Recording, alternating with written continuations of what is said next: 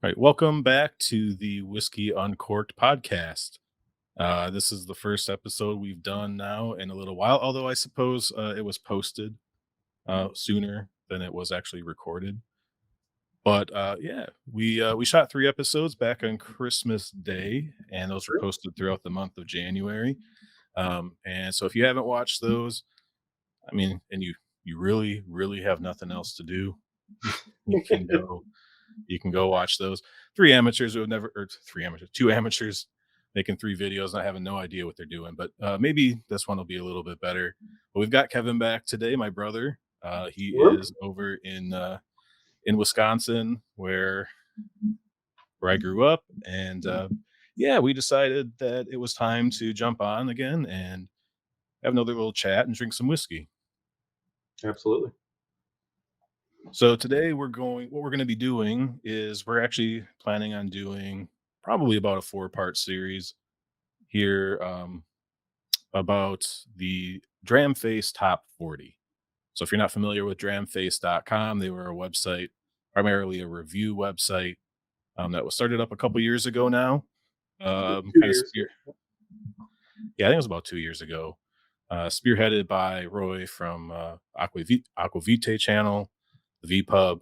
But there's a whole team of people over there now. They have their own podcast, and but their main content is their review site, and their shtick is that they post reviews kind of anonymously through kind of online avatars, and there's a lot of stories around the bottles, and they've got a pretty good selection of content these days.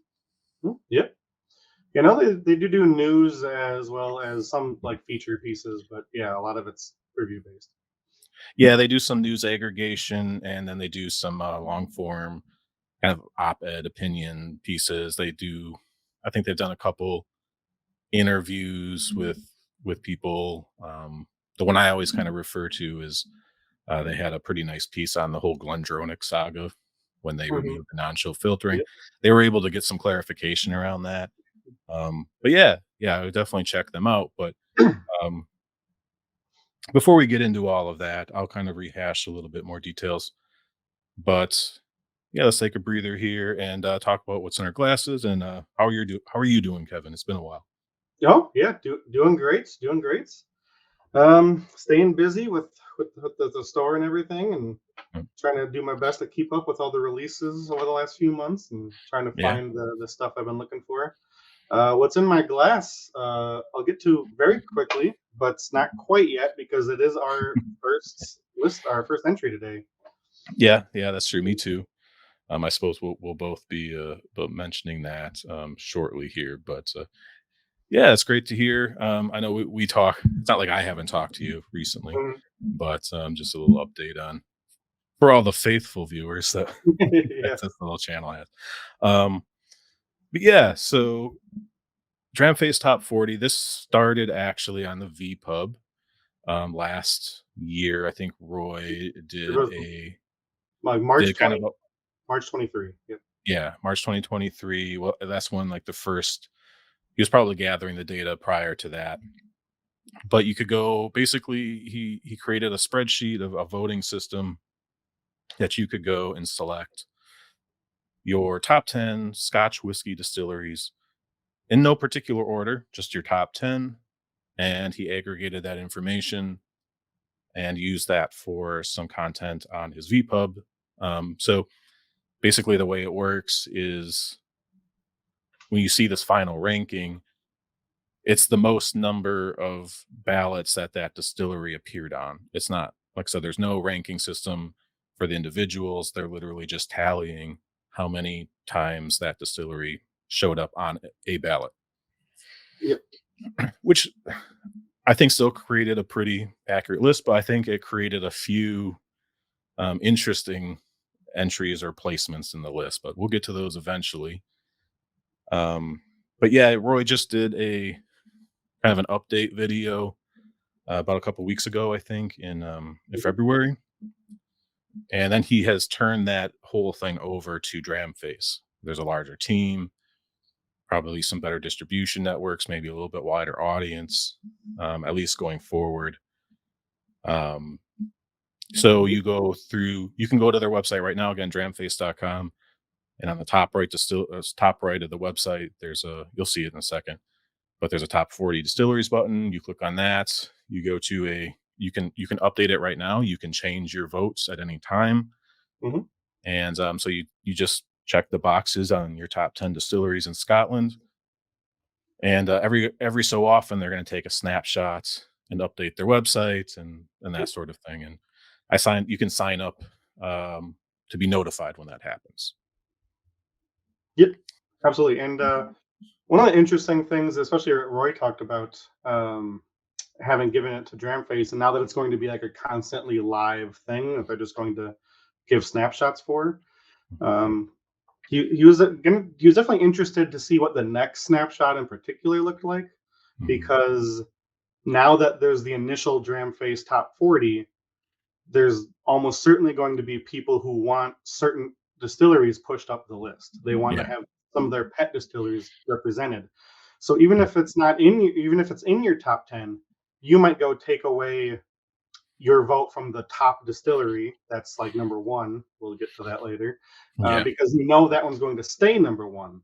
But the ones at the bottom of the list, like in the 30, 40 range, those are separated by one or two votes. So Yeah. if you can take your number one vote away and give it to something that's like in the 42, 41, your vote might be enough to get it onto the list. Yeah. So, Yeah. so there There's might be a lot of shakeup at this next snapshot, just of people trying to get their distilleries represented, Mhm. their favorites anyway. And the wider audience that it hits. I've seen it shared on Reddit and things already, and there's people that have opinions, um, good, bad, in between. Mhm. Um, but it says right on the page again. You'll see it in just a second. But it says if you don't like the top 40, then vote. So um, if your favorite distillery isn't on there, or if it's too far down the list, go get your vote entered, share it with your friends, all that and all that. So you do have influence. It probably has been kind of limited to a pretty specific corner of the online community, but Mhm. the intention, I think, was to get it out there to a broader audience and to get a more accurate picture, kind of not just in Scotland, but around the world, even though we're Mhm. focused on Scotch distilleries here. So, kind of just before we get into all this, it's a good transition point. This is for fun, right? This is top 10 lists, top 20 lists, whatever. People get worked up, people get upset, people, Mhm. and it's okay to debate. It's okay to Mhm. debate. It's okay to make your argument, but like we're just here talking. We thought it'd be an interesting thing to kind of go through this list. And even then, we kind of get it on the record, and then we can revisit it, maybe in 6 months, a year, whatever, and see how things have changed. Um, Yeah, if people like it, we could, even update with each new snapshot. We can react to what happened, what rose, what dropped, yeah. what fell off, what Yeah, surprised. it probably wouldn't be like a 4 or 5 part long series. We would just have Yeah. one where we kinda Mm. talk about what changed and, what we think might have caused that, if there's anything significant. But, yeah, for sure, this could be a regular thing that we do if people like it. Maybe if people don't like it, we'll do it anyways. But because Too because bad. yeah, This too bad, is so sad. great. Um, the other thing to that is Kevin and I have drank a lot of whiskey in a relatively short period of time. But that being said, we're not experts on each and every one of these distilleries yet. Nope. We do our research. Some of these distilleries we might have had a dram or two from. Some of them maybe they're some of our favorites. But and we've explored what's available more. So we're gonna say what our opinion is. We're going to kind of dig into why we think maybe this distillery was rated this or that based on other reviews that we've seen or other commentators. And again, it's just our opinion. Don't take it too seriously. We're just two people who like drinking whiskey and talking about it. Um, and yeah, this should be fun. And I hope nobody gets too worked up if Dramface or Roy or whoever you disagree with them, you disagree with us. or you're not disagreeing with anybody because the list was 1,000 people now. So Mhm. it's a large number, but also a small number. So share it around, get your group to fill it out, because the more people that do that, the more interesting that list is probably going to get. Absolutely, All right. it's definitely a fun activity we're trying to do, just trying to hang out and talk about whiskey. So, plus, Yeah. it's a good way. It's a we're still a bit of a newer channel. Good way to Mm. kind of introduce our likes and preferences Yeah. to some of Yeah, the for viewers. sure. So, Yeah, it's hard to do it one video at a time or two videos a week, which I've been trying to do here the last couple of weeks. But yep. yeah, let's just talk about 40 of them pretty much in one go. we'll, And we'll see what happens we're here. drinking all of them. Yeah, Just let you know yeah, I've got 10 drams lined up right here. No, I do have I have 8 I have whiskey from 8 of the 10 distilleries we're gonna talk about right now, which is gonna be number 31 through 40, and then they do list, like, the last few to drop out of the list. But, yeah, I'm not gonna drink all of them because that. we kinda want to do the second part of this tonight, but things get a little bit wild, and maybe we're gonna have to delay that. But without further ado, why don't we get into this list? Let's do it. All right. Here we go. We are on. Let me move this over here so I can try to steer. So yeah, this is the page. I mean, it's not like I'm showing spoilers or anything here, but as Dramface, as you see in the top upper right here, you can click on the top 40 distilleries, and they give you a little bit of background information. You can come change your votes whenever you want, and put it in your calendar. That was one interesting thing. Like, do they? Because you could get people that vote once, and then 10 years from now they've never changed it. They totally forgot about it, Mhm. and their votes. Yeah, I wonder if they may have some sort of like a drop off. After 5 years, Mhm. it drops off or something. I don't know, Yeah, but maybe. that's long down the road. So I'm we'll glad I see. don't have to make that choice. I was thinking that too. That maybe if votes haven't been updated or no one, if they can see who's logged in and when. I'm not sure, but you can Or they see here. ask you to like reconfirm it every couple of years, whatever. Yeah. One thing I do like about this landing page they've got is they actually have a link. If you click on the distillery in the list, it'll give you a link to the reviews for that distillery. Oh, yeah. Yeah. So I So. feel like, for example, we're going to be talking about Ben Rennis here in a second. You're like, what the heck's a Ben Rennis? I've never heard, Mm. I didn't even know that was a thing. You can click on there on that link and it'll show you all their Ben Rennis reviews, good or bad. Mm. So I think it's pretty cool. Yeah. No, that's a great point. It's a great way to get people dig it into your site too. Hmm. Um, But yeah, you can see here that this latest ranking was from February 20th. So as of recording, that's basically exactly 2 weeks ago. Um, this was done about 5 days or so after Roy's latest VPub, where he went over that initial um, set of data that he had from the previous Yeah, previous year, last year. Um, yeah. Roy did a VPub about how he was giving this away and what it was for, and then he said, they would take a snapshot at 1,000 respondents, which took about 5 days. hmm. So yeah, I went from 707 to about 1,000. So, and then there's probably people that updated their list as well. Oh, But absolutely. Yeah. you get all your links, all your information here. You can see you can sign up to their newsletter. You get notified, and then it gets into the ratings. Now, no surprise, probably Springbank's What? number one. We'll talk about it. Well, I know. Hey, that some people don't like that, but I know, I know. uh, We'll talk about that. not. Yeah, that'll Absolutely. be for later. The top 10 list is probably where things get really interesting. Um, and that's probably where people start getting kind of defensive about certain things, I guess, or get more passionate. But you can see that there's a key for some of the images here, the little icons. Now, I will say that it appears that these are not up to date and they are incorrect for a number of the distilleries.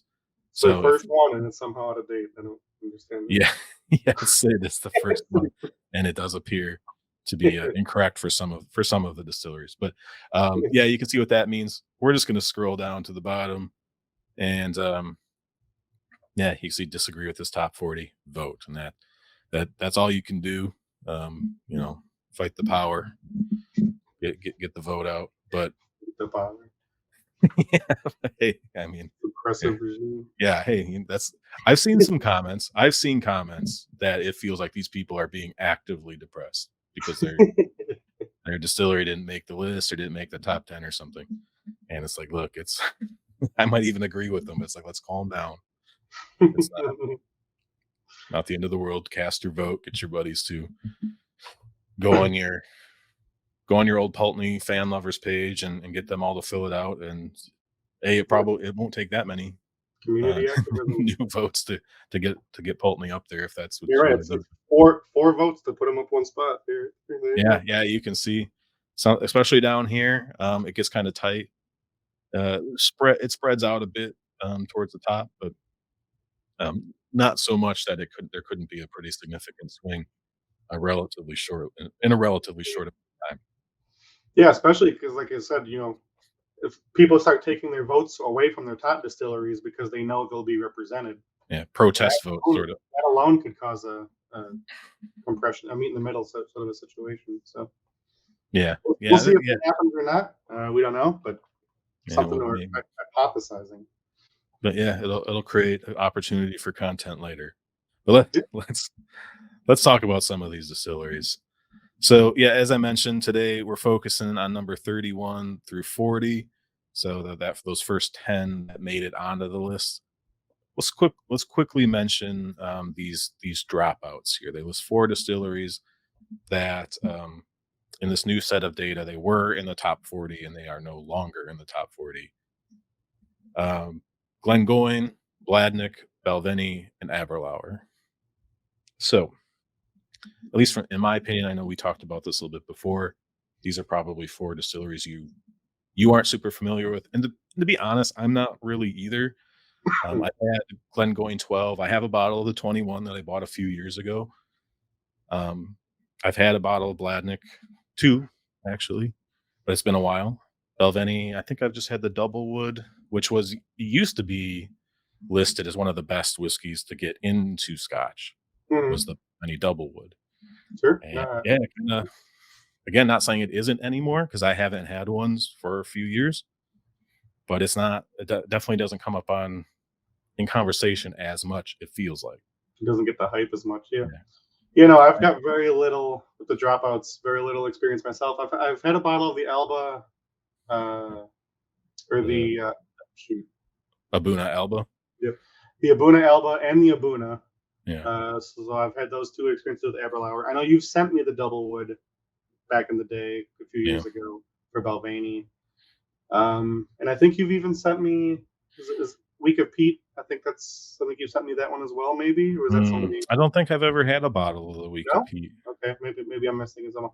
And then I just got my first Glengoyne this last fall, but it's an independent bottling, and Right. that's gonna be my first. I mean, I've had a couple drams, but Yeah, yeah. not Aber enough to talk about yet.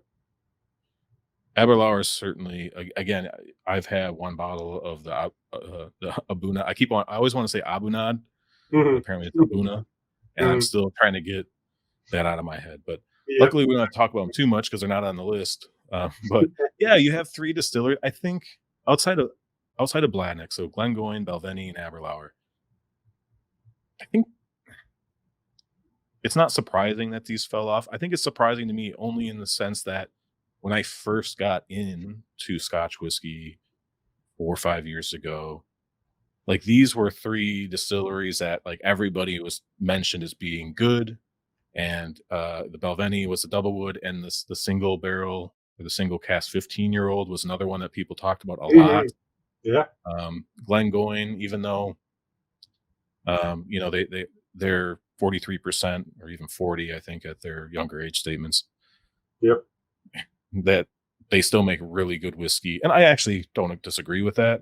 I think all three of these stories probably are capable of making really good whiskey, but they've certainly fallen behind some of these other distilleries that either A are throwing the enthusiasts a bone, because let's make no mistake that probably the primary audience for this vote are whiskey enthusiasts. Yes. Yep. The hardcore for sure. Um, and another thing that I'll say about all four of these is a Bladnick does do a lot of 46% stuff. They went through a rebranding a few Mhm. years ago. They got some initial positive feedback. And since then, I think their range is just a little bit confusing. Their Yeah, bottles are a little weird. They just, I don't know. They don't seem to strike a chord with the enthusiast community. But sure. Yeah, the point I was going to make here is all four of these are not available via independent bottlers, generally speaking. Now, you said you have a Glengoyne, but yeah, there's but not you a don't ton see of that a them. lot. That's why I grabbed it because Yeah, I've never seen one, at least here in the states. I haven't seen it. yeah, Bladnick. Maybe that maybe we don't have access to a ton of stuff in the states. We get a pretty good selection, but there could be some smaller independent bottlers, or maybe you can get like Bladnicks and that sort of thing. But outside of that, we'll see that there are distilleries in the top 40. We'll talk about a couple of them right away, where the only reason they're on the list is because of the independent bottling offerings that are out there. Absolutely. So interesting, but maybe not surprising that these four have fallen off. The one surprise may be Bladnick, um, but Because also it is for more different reasons. enthusiast focused, at least it would seem. Yeah, I know Belvani has some stuff, but um, yeah, it's kind of a mixed bag, but not terribly surprising, like you said. It makes yeah. sense. Pricing gets mentioned, although I don't know. I know the Abuna, like a lot of people are unhappy with the price increases over the years, and at least a perceived drop in quality. Yeah, I've heard that a Um, lot. That they're not as but good as they I do used still see a lot of people say that they love their Abuna. So to. Mhm. we'll see if maybe they can recover and get themselves back on the list. But let's stop talking about the losers, Yeah. talking about the winners. Yeah. All right. So number 40, Mhm. another surprise, but not surprise, is Ben Rennis. We got a Diageo distillery coming in at number 40. Essentially, no core range bottlings. There's a flora and fauna Yeah, release, the flora and fauna, that's it. which is not available in the States. Yep. So, like, our experience with Ben Rennis has been solely independent bottlings. Mhm. And I know you've become a pretty big fan of them. Yeah, Ben Rennis. I'm super stoked Ben Rennis is on here. It's become kind of a pet distillery of mine. I certainly, I won't buy every one I see, but it's kind of something I look for to see if they have any, any independent bottlings anytime I'm out shopping or taking a look. Um, but yeah, no, there's just something about it. It's I usually get like this kind of creamy vanilla, but then there's also kind of gets kind of toffee, and there's almost like this weird subtle like savory slash almost like ashy notes I've gotten a couple of times on it. Um, and it always seems to work really well together. I've had both sherry bottling and the one that's in my glass tonight. Let's see if I can line this up right. Um, a 16-year bourbon barrel, 54.1 from Impex. Um, you have about about a quarter of the way maybe into the bottle now.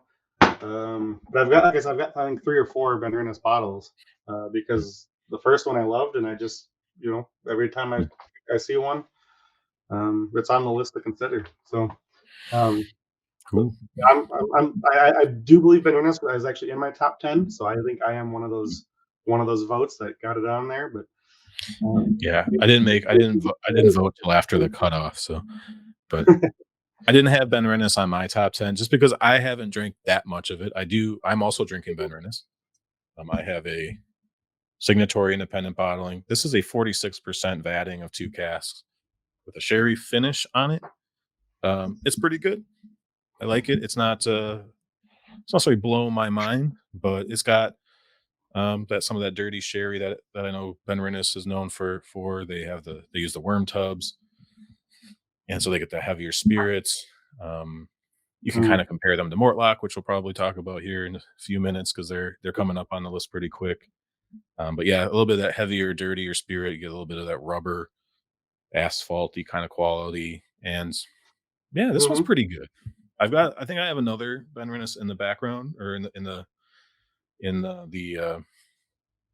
queue, let's say, that I picked up around the same time I got this one. I think it was Berry Brothers and Rudd Bottling. I think it was Cool. they had like a Christmas dram or something that they release, and I grabbed that in one of the shipments I from an overseas order.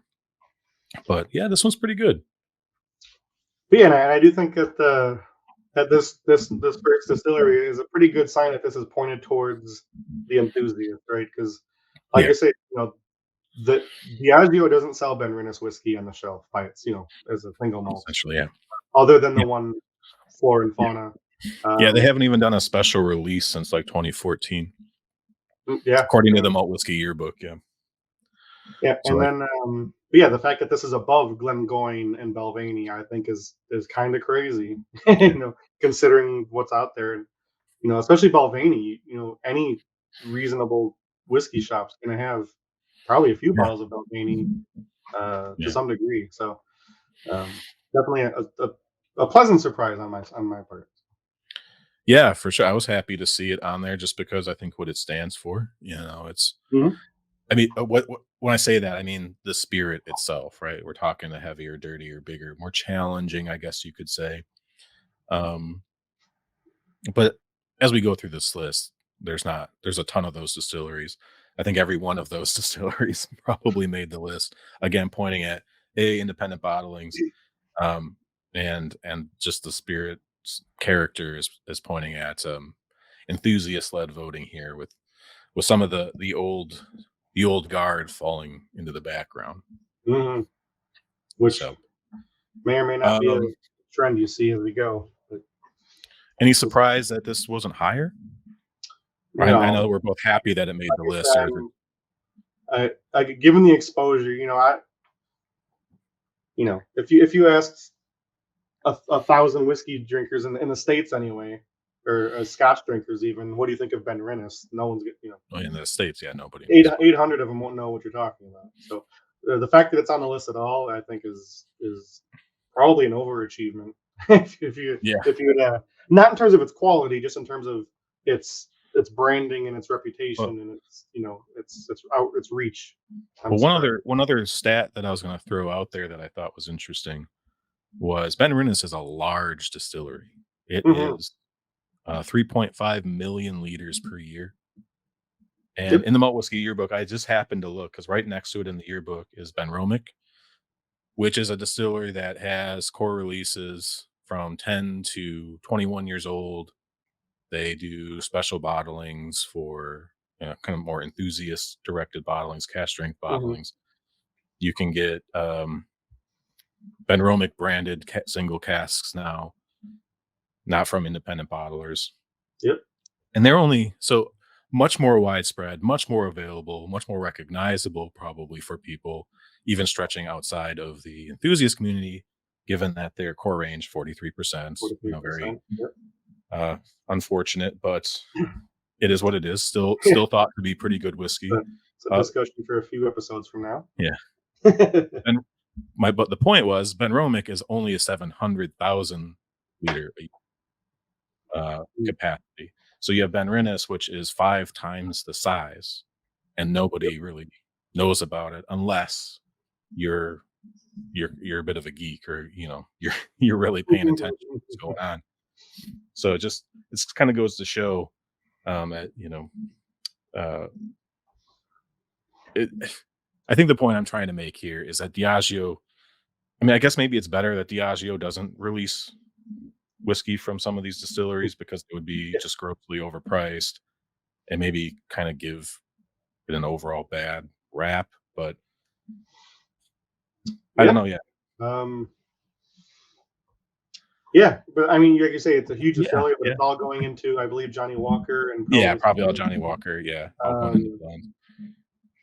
yeah, I think it just shows a distinct, stark difference in how certain companies want to brand themselves and put out release whiskey and release products, and Yeah. um, so I'm happy to have Ben Rennis as kind of a pet unknown distillery. I don't mind it at all because it is delicious. All right. Well, why don't we jump into the next one here. I'm gonna bring the screen back up. So number 39, we have Tamdu, Ian And McLeod Distillery. This climbed 6 spots, so this was one of the ones that kicked out. Ben Rennis held steady. It was number 4. That's kind of interesting. We didn't talk about that. It stayed steady. This for the last year has actually been sitting, hanging on by a thread, maybe. But Ben Rennis has been sitting in there for number 40. And Tamdu, a new entrant into the top 40. And this yeah, one I found to be somewhat surprising, but not because of this. Because I think the whiskey's not bad. Uh, yeah. And Go I ahead. think I'm maybe less surprised, but we can kind of talk about maybe why or why not that why you are surprised, and then we can kind of get dig Yeah. into it and see if we can figure it out. So my experience with Tamdu, somewhat limited. Got a bottle of the 15. It's the only bottle of Tamdu that I've had. The price on this is it's gone up here in the States. I think according to my records, I paid like 130 for that, which was high Hmm. even a couple years ago. But I'd heard good things about it, and now that's like I think it's 150. So it's been climbing, but maybe not jumping as high as some of the others, which I think is a point that um, you were kind of starting to make. But the 18, which came out I think in 2022, got a lot of pushback. I think from the enthusiast community because of the price that it came out at, and it Hmm. seemed like the enthusiast community kind of soured on Tamdu overall because of that. But I think their prices have stayed somewhat steady since then, and other things have gotten more expensive. And it feels like people have kind of latched onto their batch strength release. So Hmm. Yeah. um, I think I was looking on the whiskey exchange. Actually, I have it here. Batch 6 is available, 56.8%, 80 pounds. Obviously, non age statement. I'm sure maybe you can find out kind of a general age range for these things, but 80 pounds cash strength. So if you're in the States, you're looking at 100 100, bucks, something like bucks that. probably. Yeah. 100 bucks after tax because tax is included there. So again, it's high, it's expensive, but it's also not nearly as out of line. I think that the range itself isn't quite as out of line as it once was, especially the um with some. Let's talk about the 18-year-old. I think that's a great example. Mhm. There's been a flurry of 18-year-old releases recently, right? You had the Kilhoman 16 came out. That was crazily priced. Yeah, that's And then more recently, another we've thing. had the Bruichladdich 18. Hmm. We've had the Port Charlotte 18. Also, Both kind of Brookline. priced on the high end, although not. There seems to be this bunching of 18-year-olds around the $200 price point. Hmm. So 175 to $225. It seems like there's a whole bunch, which is it's expensive. It wasn't like that a few years ago for sure. Kind of has to makes you double think or think twice about spending that kind of money on them. No, Um, absolutely, definitely high price. Although at least more of the ones recently have been higher proof. Especially, I know the Bruichladdich ones are at least 50, and I believe the Port Charlotte's even higher. yeah, Um, and yeah, but 175 pounds if you're talking UK prices. Yeah, yeah, so yeah, it's and actually cheaper here. I think that's how many dollars I paid for the Bruichladdich 18 at Benny's. yeah, Uh, you can get the Bruichladdich 18 at there was still a bottle left yesterday when I went to get a couple other 18-year-olds, although on the more affordable end. They still had it as 175. mhm, So yeah, that tends to be the way it tends to work is bottles that are cheap or low priced in the UK cost more here. Like they just probably because the margins are slim, and then you add on the additional costs of importing and well, there's no tariffs anymore, but there's still like duties and customs and things like that, I think. Mhm. Um, but the more expensive bottles, there's more margin to work with, and there's more competition in the US with bourbon and that sort of thing. So there are some distilleries where you can get the higher age stated stuff here cheaper than in the UK. But the Tamdu 18, um, let me correct myself. I see that there's batch 8 is actually the most recent one on the Whiskey Exchange. But the 18-year-old in the UK is 169 pounds, which is putting it, I mean, that's $5 less than the Port Charlotte 18, although the Port Charlotte 18 is 53 or 54%, Let's say where it, AMD is 43. 46.8. Oh, it is 46.8. Yeah. That's nice. Yeah, and That's the probably 15 still the filthy. 15 is the 15's 46. Yeah, even 46 on the 15. And then I think the 12 is lower. Okay. And then there's a, yeah, 12 is 43.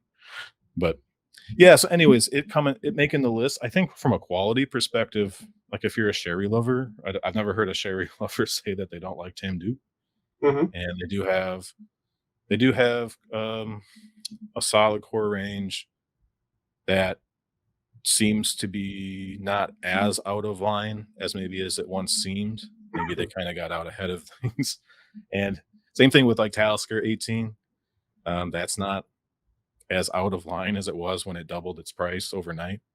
We'll see if Hmm. people ever forgive them. But um, yeah, I don't know. I mean, I was happy to see Tamdu just because I do think they make good whiskey, although I was a little bit surprised that it seems that people have been softening their stance on some of their offerings over in the last year. Yeah, just curious because I haven't kept up on it. What is Macallan 18 retail right now? So there's two different ones. Um, let me see. I can tell you. So in the US, shit, will be my Uh, first bleep that no, I've you're ever not. had to do. Um,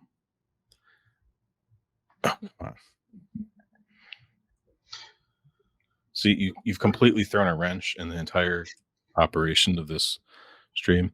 So the 18-year-old double cask at Binny's is $400. I think there's a sherry cask that is actually more than that, Okay. Um, but yeah, yeah, no.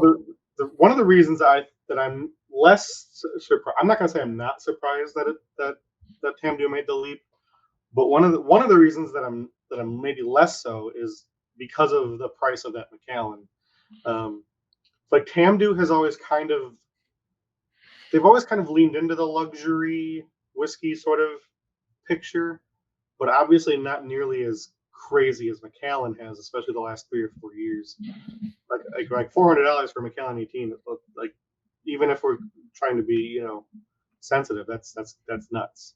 yeah, Uh, um, yeah. Delmore so 18 is about 360 and the same wood sure, pace sure. as Binny.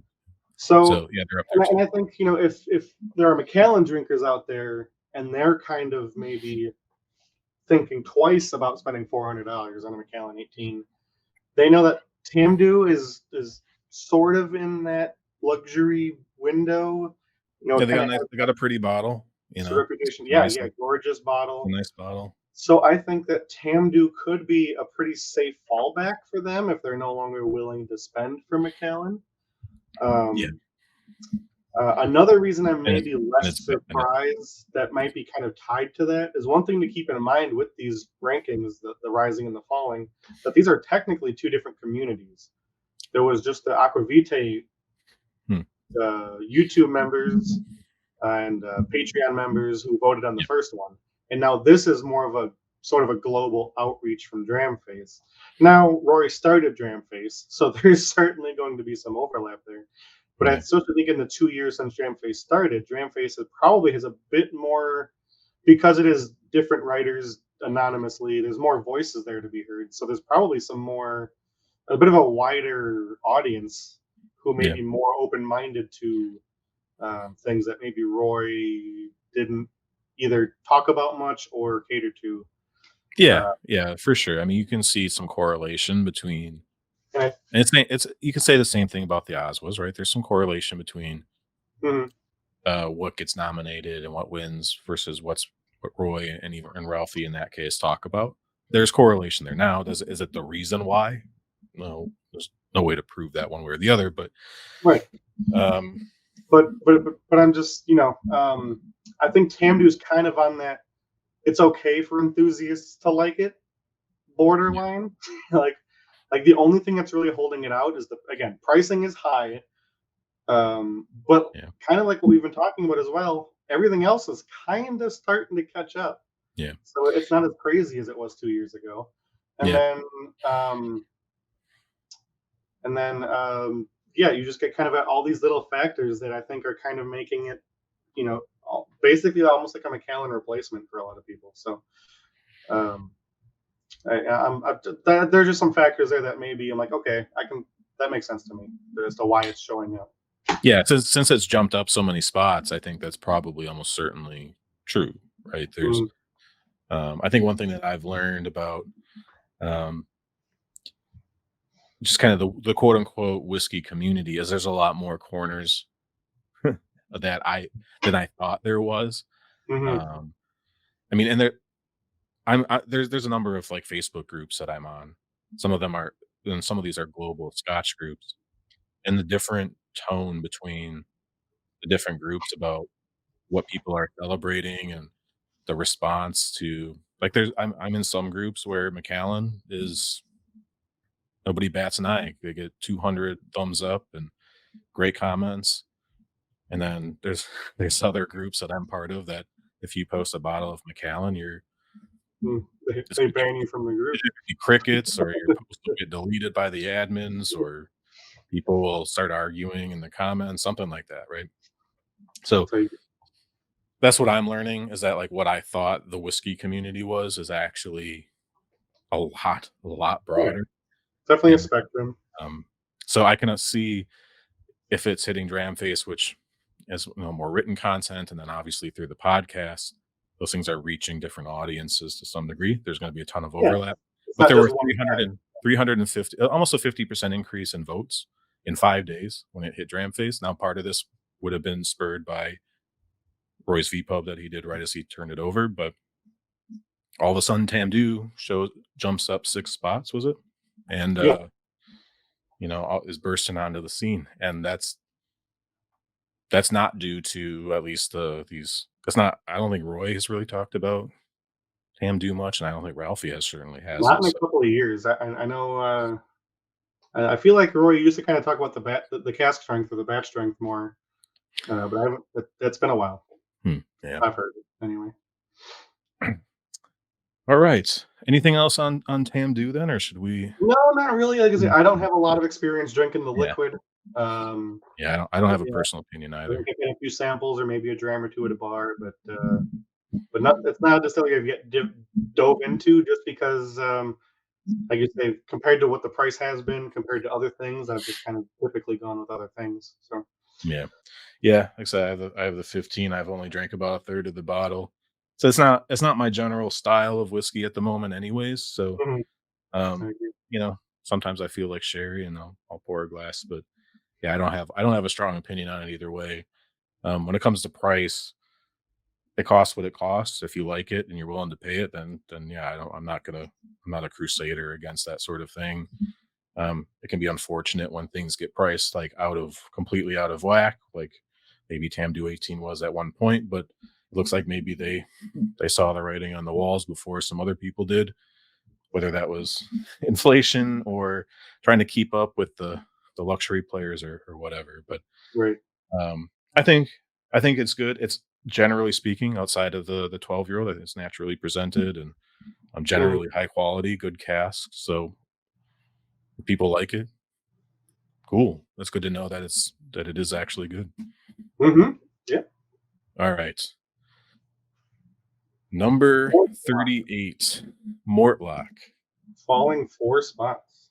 Yeah, fallen four spot. This is interesting. that it even that it fell 4 spots because Mhm. it probably mean you probably have to look into what, uh, jumped ahead of it, not necessarily that it was less popular because, I mean, Mortlock has their core range, but and I've heard some people say, like, the 16 isn't bad, and then maybe even the 12 isn't as bad as people say, it's actually pretty good. It's just not really Mortlock, so it's Mhm. kind of like that's not what they want from a Mortlock, so they don't, quote, unquote, "like it." I haven't had any of the core range bottlings.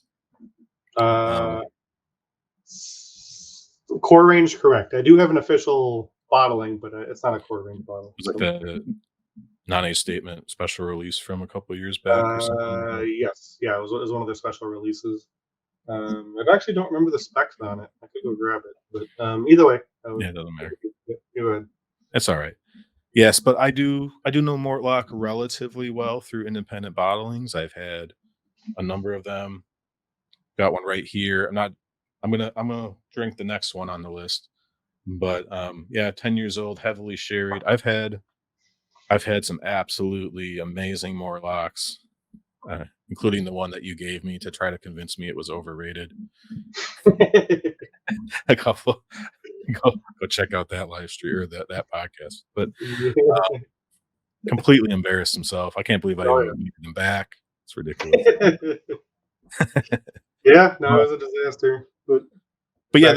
they seem to be a little bit, uh, I don't know, let's say hit or miss. It kinda depends. You kinda gotta know what you like from them, it feels like to me. Do you like Mhm. heavily sherried Mortlock? They're another dirty, beefy, the beast of Duffton. Is it Duffton or Dufftown? I don't do you know? I think they say Dufton. Dufton? Okay. That's at least with their accent. That's what I've heard. That's racist. That funny Uh, accent, yeah. Beast of Dufton. Um, Jesus, we're only on the 3rd one on the list here. Alright, but yeah, I've had generally good experiences. I've had fantastic experiences. The heavily sherried stuff is, eh. I like the refill sherry. I like the bourbon cask, refill cask. But Mhm, yeah, Mortlock can make absolutely fantastic whiskey.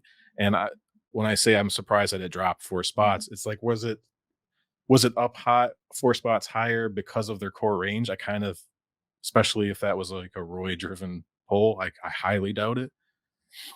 And I don't know if they're independent bottlings of just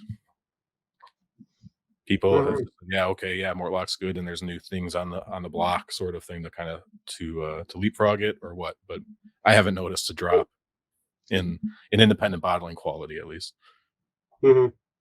Yeah, no, this one I actually am I think I'm more surprised that this one fell, Hmm, um, just because especially, again, if you watch Roy's content, anytime a Diageo distillery is brought up, you're gonna hear some words about it, and they're probably not kind. yeah, Not necessarily the distillery, but Diageo's handling of it. Um, but that but for this to go to a non-Royce eccentric audience and for it to still fall is surprising to yeah, me. Um, in that sense. But yeah, kind of going back to my personal experience, I've had a few drams out of that. You've had a really epic 25-year-old independent. I think it was a signatory cask strength bottling. mhm, yeah, That was amazing. And then since then, I've gone kind of on my own Mortlock journey. I think I've gotten through 2 or 3 bottles of independent Mortlocks, and then I've got the one like it's an official. I think it's an NAS special release. yeah, I'm pretty sure It's it got a is. wolf on it and stuff. And I just haven't. I want to. It's like this Yeah, big, meaty, savory spirit. That's typically what I love. That's kind of what I liked about Ben Rinnes. mhm, Just yeah, 2 spots ago. But I just haven't connected with Mortlock in a way yeah. that sounds like everybody else who's raving about it has. So um, definitely some envy there. Yeah, like I said, I think I you have had some different casts now that I remember it, but I think partly it is, how do you like your Mortlock? Do you Mhm. like that can't see through the bottle, that's dirty, big high proof Evidently, sherry bomb? evidently old enough to vote. So. Yeah, yeah, I suppose. Yeah, I know, this I haven't gotten too far into this signatory, 10-year-old from Binny's, which is a first fill Oloroso sherry, but it's pretty dark. I've had, like, a dram or 2 out of it, and yeah, same thing, it's not my typically, like, my quote, unquote, "style" of scotch at the moment, but, and it didn't the first dram didn't blow me out of my seat, so but we'll see how it opens up. Mhm. I usually try to wait until, the bottle's basically gone before I've made my final judgment on a bottle just because I've had things surprise me at the end, Oh, and, yeah, yeah. The um bottles definitely evolved for sure. but another Diageo distillery kinda sneaking in the top 40 here, and I think you said something that triggered a thought I had kind of leading up to us doing this, and that is there's if you can separate the owners from the distillery, I think that's kind of important. Um, close like the people that work at the distillery are trying to make the best whiskey they can. And yeah, Mhm. they may be handcuffed by their owners.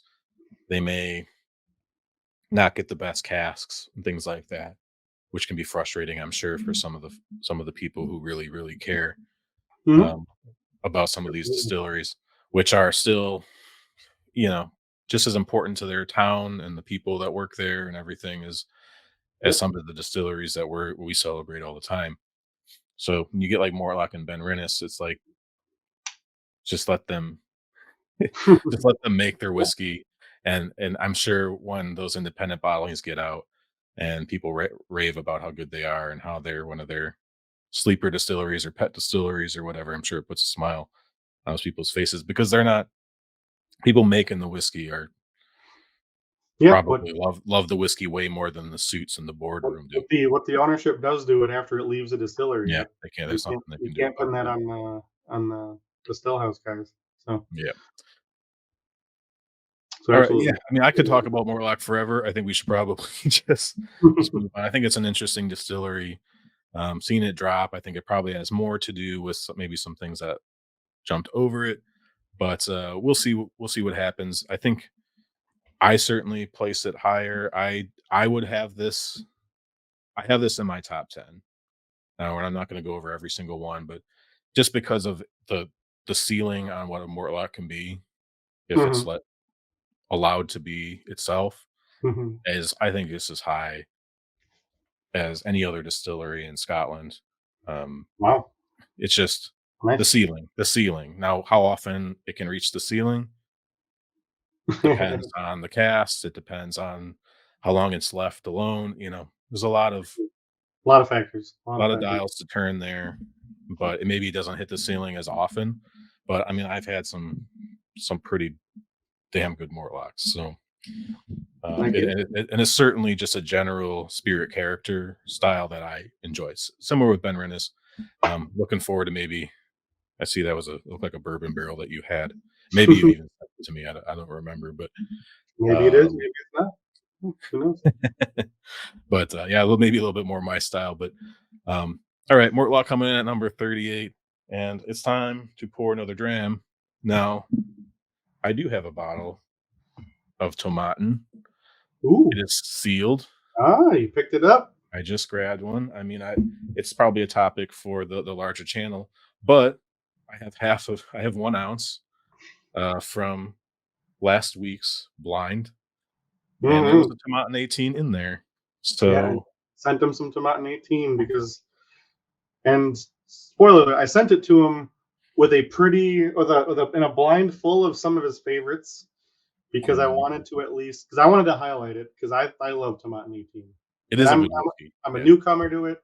I'm still kind of learning it. I'm only in my first bottle of it, but Well, you had no, you had a bottle of I Tomaten did. 14, I think, I right? no, yeah, no, yeah, the 18 specifically is my Oh, first. okay. I was say, yeah, I did have a 14 which was at the also really good. very cracking the door open on my journey. Yeah. It was one of the free rewards I actually got from Flaviar Flavor back a when I was Tomaten 14? Holy cow. yeah, I yeah, missed that. it was one of the free options. Yeah. Yeah, I got crap from that. I got a um, I got Tullibardine Sovereign, which is like 43. It wasn't terrible, non-age statement, 43% though, I know. Like, think of Yep. Tomatin 14, and I remember that Tomatin 14, it was good, and ever Yeah, since no, it then, was. I've wanted to get one, and I just another It one was that I definitely passed it on. was definitely good. Um, but that was definitely in, the first, the dawn, the crack of my journey, and I was in Ardbeg and Lagavulin City. Mm, I was drinking the most outrageous flavors you could because that was my initial hook.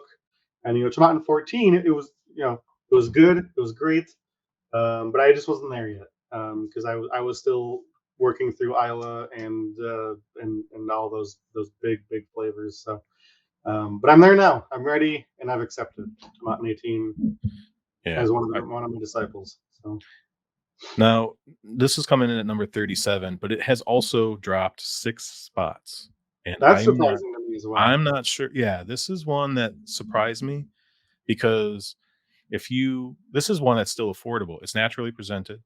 I'm in the US, the 18 I just got just yesterday. I picked it up. Is the 100 whole is the 12 $130. is the 12 46% as well? The 12 no, that's a good point. I can look that up. Um, I I'm don't gonna remember. guess that's probably not. It very well might not be, but as we'll find out kind of later, having one or two bottles like that isn't usually a death knell. So um, I know Tomatin's not the hugest of distilleries, but it's not small. 43%, yeah, it looks like. Is it? Okay. 50 Um, bucks, so it's a and they have the old Benny and I still don't has think, the pictures and, of I, the old bottles of Tomatin. and correct me if I'm wrong, I don't think Tomatin releases very much, if any, cask strength stuff. Maybe like one release, maybe.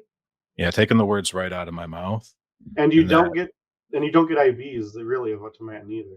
So it's yes, so exactly, go ahead. so, Go ahead. yeah, Sorry, I there's didn't mean to steal your thunder. Go ahead. no, it's okay, it's totally fine. Um, there yeah, you don't see these now, I do have an independent bottling of this, but it's like I think it's 25 or 27 years old. It's a Dramful bottle. I got it at K&L when you were here. We stopped Oh, in. That was yeah. the one bottle I bought, and I haven't opened it yet because it seems kind of precious. Um, but yeah, they don't do. There's not a lot of independent bottlings. They don't particularly do any special releases, at least that I hear about in the states. So I rely on Scotch Yeah, channels and things that are in the UK to inform me of these things because I'm not checking Tomatin's social media page to see what they're up to. right. They're a distillery that, yeah, I think can kind of fall under the radar, but they make such good whiskey. So, Mm, and it's still affordable. Like if you're lamenting all of these 18-year-olds coming in at $200, not that 130 is cheap, but it's certainly more obtainable, and it's one of the more affordable 18-year-olds at 46%. Probably just period, outside of Glenmurray 18 and maybe Speyburn 18. Um, it's probably kind of in that next tier in terms of affordability, which mhm. is unfortunate. I mean, $130 is still a lot, but these That days it's that just it's 2024. It's kind of just where we're at. yeah, Um, yeah, they do a lot of sherry finishes to my knowledge, and or sometimes yeah, they'll mix. I think the 14 is port and sherry, if I remember correctly. yeah. The 14 Um, had another cast type in it. Yeah, I think it was port. Um, but another thing we can't, at least I'm not going to forget to mention because it's another bottle I've gotten that I love. Is I've got the Cuboken 15 from mm, a year or two ago. good Um, point. Yeah, and so yeah, their Cuboken line, that's another line that's kind of come up. I know it definitely spiked with the 15. It got a lot of hype. And I know they've had releases since that have kind of, I think they've done well, but maybe not quite the discussion as much as some that initial 15 got. it I could believe be. those are 50%. At least I think the 15 is 50% ABV. Yeah, But that heavily sherried, heavily peated. At least for the Space Hider, it's that's a dang good dram too. So yeah, I and don't in know. terms of it falling 6 spots, not again. This was a Roy thing, Aquavite thing. This was right around the time that Roy was absolutely melting over that Cuboken 15-year-old, Mhm. or very, or in that general time frame where, you know, a lot of people, a lot of his viewers probably ran out to get one, Me, yeah, including yeah, you at some point after that. Even though I'm guessing you probably had to get that overseas. I That's not did. something that Yep, was I available here. added it onto an order for shipping purposes. So, um, Yeah, but glad to have it. Now, one thing to talk about, because again, this fell. Like I said, I'm surprised it fell because it is relatively affordable. It's enthusiast focused. It's good. yeah, But I am noticing that Mortlock, Tomatin, and even Glen Turret and Bowmore, the next, this block of four all fell. yep. So it makes me wonder, like you said, if it's a block of things that rose up with the audience shift. I definitely think there's either some new or up and coming distilleries that we're talking about in a second here. Hmm. Um, and then, yeah, I think going out to a broader audience, there were some things that jumped up. Um, I mean, there again, I don't think there's anything necessarily shocking in terms of what made the list or even how high it was. But I keep forgetting to switch us back to human view here. I'll get good at this at some point. Um, but yeah, there's clearly a reason. So we had a bunch of things fall. We had 4 drop out. We've had a block of 4 distilleries that are still in the top 40, basically all drop multiple spots. So the question is, what's pushing them back? And that'll be a conversation that we're gonna have to address as we come upon those particular distilleries. But Absolutely. yeah, this Tomatin 18 is it's really good. It's Hmm. I don't have any complaints about it.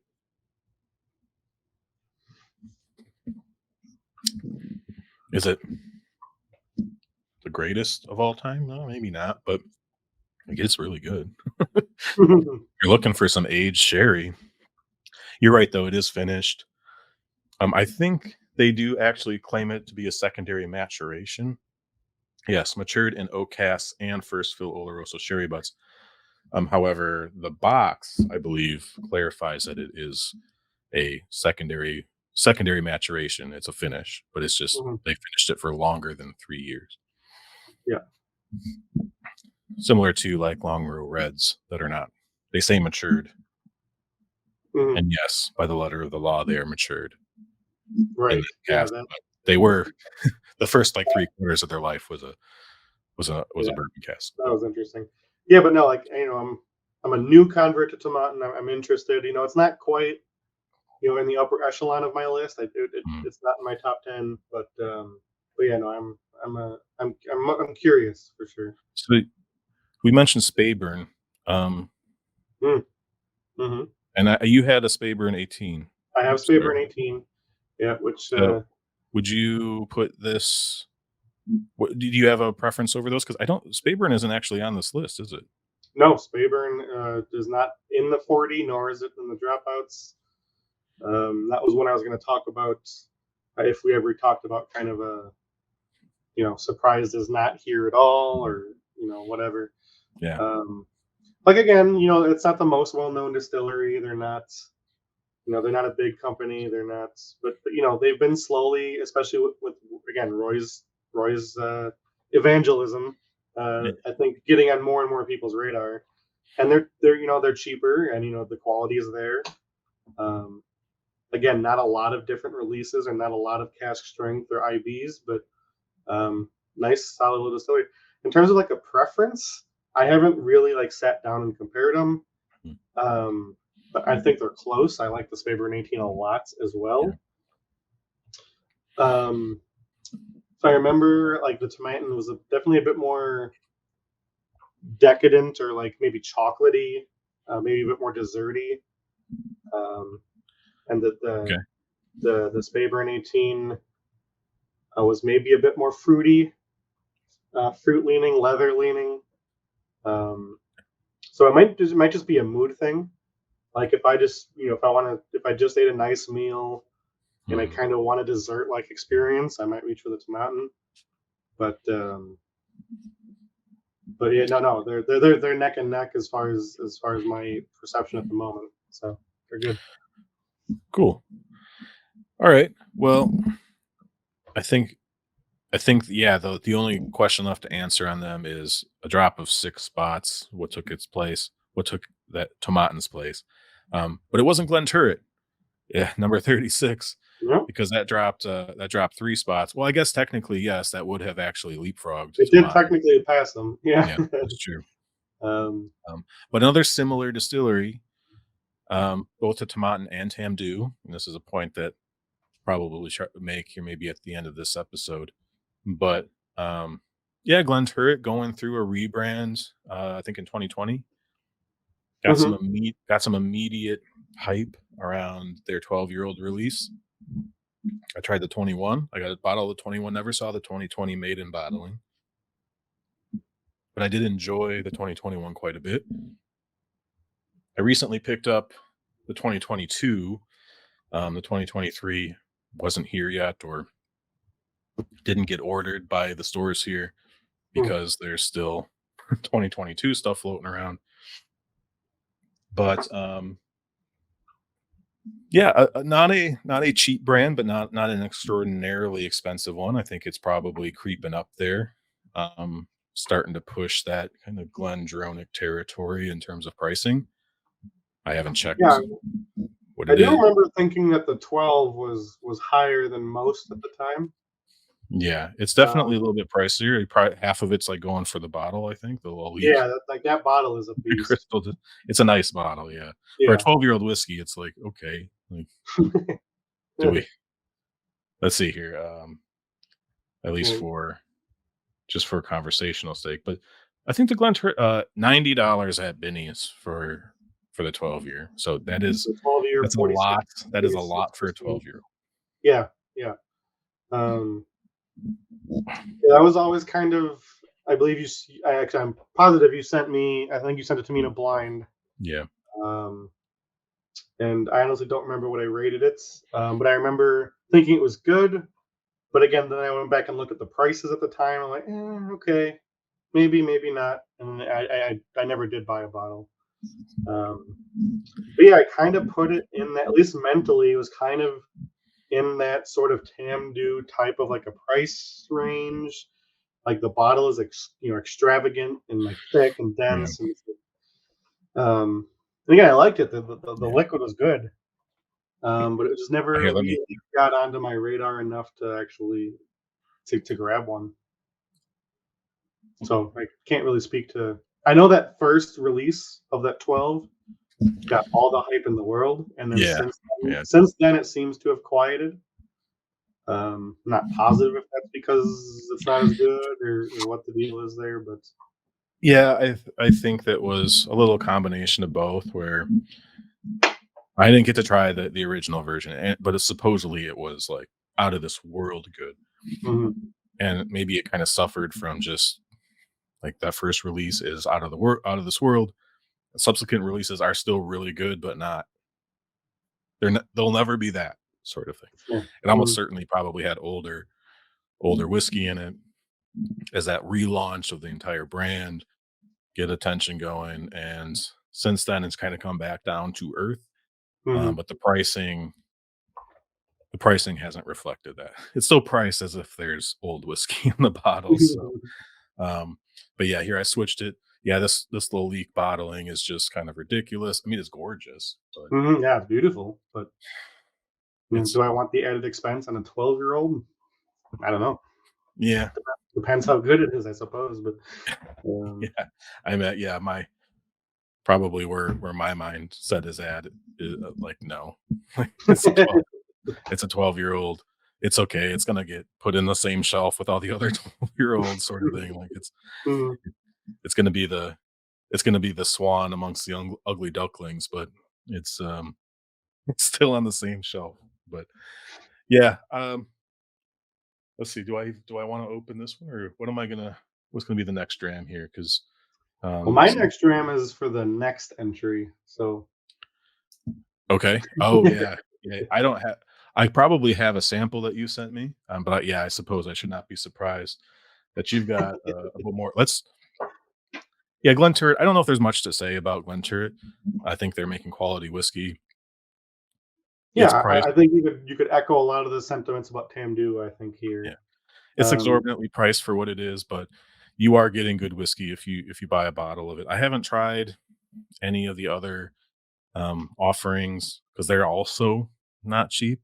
The mhm, 10-year-old, the peat smoked one, that's 80 for a yeah. 10-year-old. Yeah, it's I mean, Olive Rasse is 70 for 3-year-olds, but, you know what you're getting. There's a Yeah, 7-year-old yeah, smoke. so there's that new distillery Yeah, yeah, I know. You'll have to store. watch my video dropping tomorrow about how I feel about all of that, but, Although by the um, time this comes out, it it will will be already be yeah, out, so this will be yeah, it will be out already, but, we'll talk about Olive Rasse a little bit if later you're because intrigued it's by on the board. Rathbay convo, go check that one out. I Right. don't know what to say in it yet, but go check it out. Um, so yeah, Glenturret, if you love it and you're willing to pay it, you're probably not disappointed in it. If Mhm, you look at the price, you're like, "Nah," you're probably not completely missing the boat. There's probably other options. Um, the aforementioned Speyburn 15, getting a few extra years, and it probably costs $10 less or something here in the States at least. So, right, well, I'm going to jump the line then to one after Bowmore, or at least what the reason why I think it's on the list at all. But why don't I'm gonna turn over Bowmore to you and just let you go to town. okay, can do. Yeah, no, I've my next dram here is a Bowmore. This one is actually an SMWS bottle. Uh, it's an 18-year Bowmore, cask number 3.346. Uh, it's actually the Independence Day bottling from 2023 for America, 57.3. If you know how SMWS works, you can use that code to find it. If you don't, it's not a huge deal. Don't worry about it. But yeah, no, I so Bowmore is another one of my pet distilleries. Again, independent bottling focused. Mhm. I actually have not owned any core releases, and I don't want to because I love the independence so much, and I know what Bowmore does to their whiskey. You've heard rumors that, I've, I've heard the rumors. I see the specs. don't wanna ruin a good thing, basically, is Yeah, what yeah, you're saying. yeah. I've got my perception of the independence, and that's where I'm going to keep it. But yeah, it's this smoky pineapple, citrus, sea breeze, coastal sea breeze, really usually oil and dense. Um, it's kind of it's peated, but it's not like Ardbeg or Kildalton Coast type stuff. It's a good mix, and I've I think I have 3 bottles now. And kind of a funny story, the way I found them is occasionally, and Brian will attest to this, that if I'm just kind of feeling frisky on a day that we go out of Chicago or whatever and go whiskey hunting, I will just pick up a bottle of a 25-year-old whiskey I've never tasted before, or like of a distillery I've never had before. And so a Bowmore 25 was my first introduction to this Yeah, you distillery because I saw it. I'd heard that the independent bottles are really good, and I figured I'd just dive into the deep end immediately. Um, and the 25-year-old I got was absolutely incredible. Not only just like the age and the refinement and everything, mhm. but I could just tell that at its core, you could still get some distillery in there. It was um, just that again that smoky citrus blend you kind of don't get anywhere else. At least I don't get it anywhere else. Um, so so yeah, definitely a pet distillery of mine. Again, it's in my top 10. So that's two in the Yeah. 30 to 40 range that I've got so far. Um, but yeah, in terms of why it's so low, and again, it drops 9 spots, 9 spots, yeah. which is I assume the largest drop, if not by a lot, on the list. Again, it's It might the, be. the, the core range is at least again from an enthusiast perspective abysmal.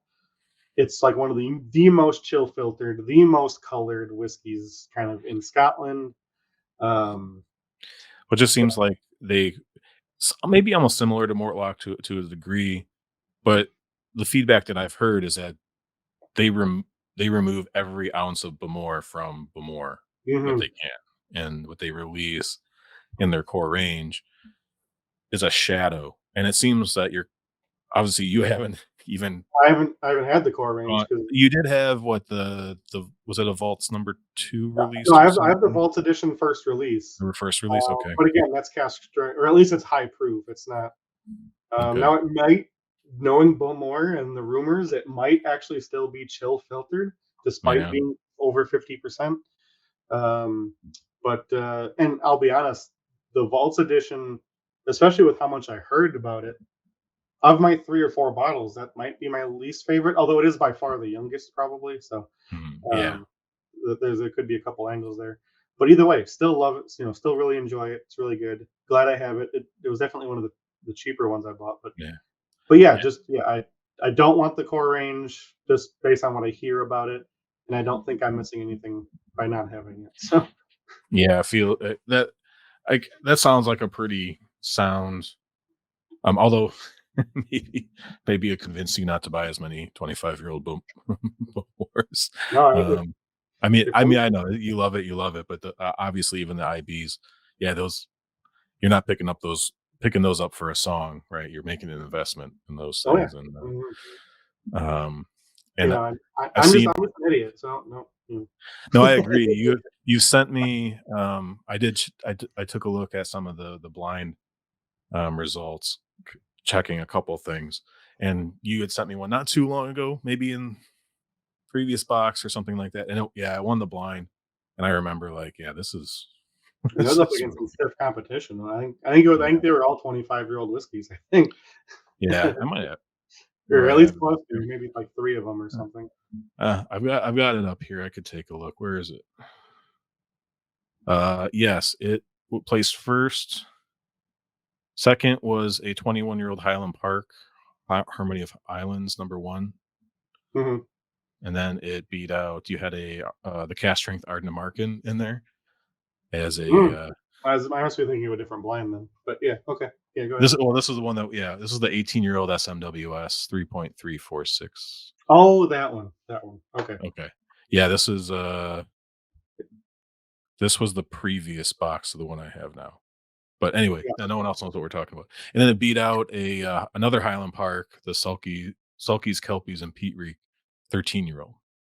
From That SMWS. at least Yeah, that one. You may have sent me other stuff, but that's the first one I found, and I'm not gonna dig through that spreadsheet. But, yeah. um, so, yeah, but more definitely probably one of the distilleries on this entire list that I have the least amount of experience with. The Bamores I have tasted, probably mostly from you, have been fantastic. Um, it was I think even prior to that, because I've seen those types of bottlings that you're talking about, this 20-plus-year-old Bamores that show up, and given their age and the distillery, the prices aren't like, they're obviously expensive, but when you compare, they're kind of like Highland Parks, where if you find an independent bottling of it and you compare it to the official bottling prices about the same age statement, it's like a fraction, and it Mhm. almost makes it seem like a fantastic deal, even though they're still not cheap. Yeah, no, absolutely not. Yeah. But yeah, definitely probably a distillery that I'd love to get my hands on some higher age statement bottlings, but haven't had the guts to pull the trigger. But now that you've been talking about it, makes me a little jealous. But what are you gonna do? Yeah, But, yeah, you gotta pick and choose. yeah, so I mean, is it? So I don't have any emotional attachment here, but obviously it must. Seeing something like this on the list, but dropping Yeah, a huge dropping number of 9 spots spots. and probably barely hanging on to its spot, and then knowing what it could like what it could be if they just. I'm sure even the younger stuff is probably fantastic if they, Mhm. because I don't see young but more independent bottlings. I don't know if you've ever seen any like that, like 10, 12-year I old, 13-year old. I wanna say maybe 13 is, like, the lowest I can recall. Hmm. Um, Yeah, I don't remember. I'm sure I probably have, but I don't remember seeing. yeah, and even It seems that to be it's older stuff. yeah, for sure. which makes me worried that maybe they're not selling Um, their barrels anymore. So yeah, that yeah, gets I, cut I off. don't know. That's No, why I'm see my thing. I buy up all the 1996 Ben Nevis. You're and you can buy up all the 25-year-old Bemores, and then we'll be set. We can share yeah, well, because well, that's my thing we'll though. be doing- 96 Ben Nevis is every time I see one. but I yeah, any There's speculation many. in 9 spot drops? Yeah, Any yeah. Well, any it's like, and thoughts again, there I at all? wonder if it like maybe part of that because that was another that Vaults number one was another one of Roy's favorites. So maybe when it was in his court, there was a lot of people that were at least Voting on the cutting back them of a break. Maybe in the UK, there's more independent bottlings of maybe some more accessible age statements. Um, Hard to mm, say. Yeah, but maybe. whatever reason, in the last year or so, it has taken a pretty big beating and is in danger of not even being on the top 40, which for a distillery like Bemore seems kind of crazy. And that is one thing that actually we should maybe just reaffirm. People could vote on these for any criteria or qualification that they wanted. Oh yeah, If you just wanted to look at official releases, that could be your top 10. If you wanted to look at independent bottlings, we'll actually see in a couple spots here. Actually, it's next. Why people may or may not have voted for that distillery. yeah. So, yeah, there's Let's no certain criteria. So if you're just looking at like core ranges, yeah, Bowmore should not be anywhere near your top 10, in my yeah, opinion. yeah, and that's probably Um, what most people are drinking. so so there's definitely a mix of reasons of why these distilleries may or may not be on the list at all. So Right. just interesting that it's not just like their whiskey or it could be any reason you want. You could even vote for a distillery if you like their like environmental practices or whatever. Like any reason at all, you could vote for a distillery. Sure. So something to keep in mind. Well, with that, let's jump to the next distillery on the list, which is probably one of those distilleries. We have Dornoch which is owned by the Thompson brothers. Mhm. Now, Some questions. yeah, I have some questions. I have a lot of questions about this because so first off, Dornoch currently they just got approval to build a larger distillery, but the distillery itself, Dornoch, which is what you should be voting on, um, is a 12,000 liter a year capacity. Is literally one of the smallest distilleries in Scotland. It's literally like two guys in a shed making whiskey, Mhm. and I believe they have just started releasing bottles of mature whiskey from this distillery. I got an offer to join a ballot because I signed up for that sort of thing, so I get a letter from an email from them whenever new stuff goes live. And I think you could win 375 mil or 500 mil bottles. They were not cheap. They were expensive. Mhm. I watched a review the other day of like a festival bottling, I think. So their whiskey is out there, but really they just started releasing this stuff in the last, I want to say 6 months. It Like hasn't been year at long most. since their Yeah. initial official launch. So the fact that like they are a tiny distillery, you could basically only get their whiskey via ballot on their website or maybe through a whiskey festival somewhere. I find it really hard to believe that this jumped all the way up to number 34 when I don't think anyone has tasted Dornoch. Like very few people have. And Yeah. half the people that bought bottles probably didn't even open them, right? They're collector's Oh, items, which is why yeah. they sold them for 100 pounds or whatever they were. Mhm. Don't quote me on that price, but they weren't they weren't value buys. Um, so my only assumption has to be that it wasn't necessarily Dornick that made the list, but it was the Thompson brothers that made the list because Because the their Thompson blend, brothers are also independent bottlers, and they've been yeah, releasing some of their own blends.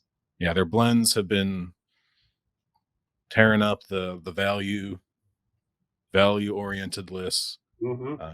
both their blended Scotch and their blended malt. They've also released a few other. I've seen there's other like maybe smaller batch blends that they've released, and they're one of these independent bottlers where their stuff gets like they sell their some of their independent bottlings via ballot on their website too because they sell Hmm. out.